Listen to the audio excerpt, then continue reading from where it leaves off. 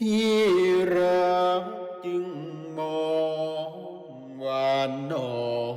อย่าโกรธขอโทษพี่มองอย่างไรจัญญาว่าจะไม่มองไม่มองซ้ำโทตาเจ้ากรรม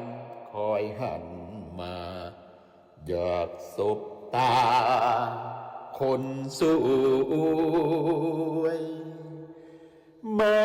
รักไม่มองไม่มองให้เศร้าเห็น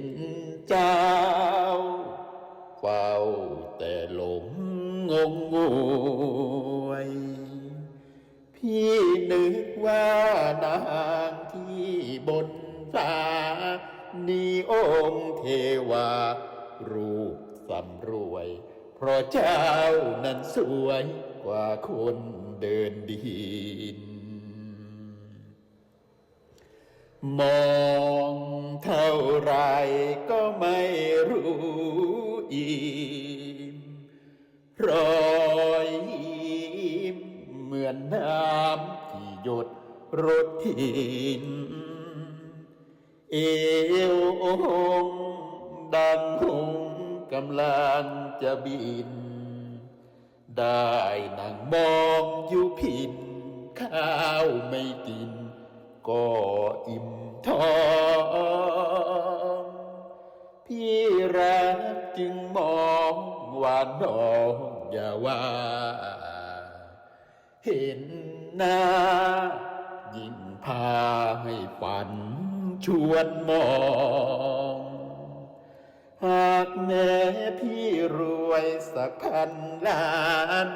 ขอจองนงครานใส่ตู้ทองฝนตกฟ้าร้องนั่งมองคนเดียวพี่รักจึงมองว่าน้องอย่าโกรธขอโทษพี่มองอย่างไรจัญญาว่าจะไม่มองไม่มองซ้ำโทตาเจ้ากรรมคอยหันมาอยากสบตาคนสวยไม่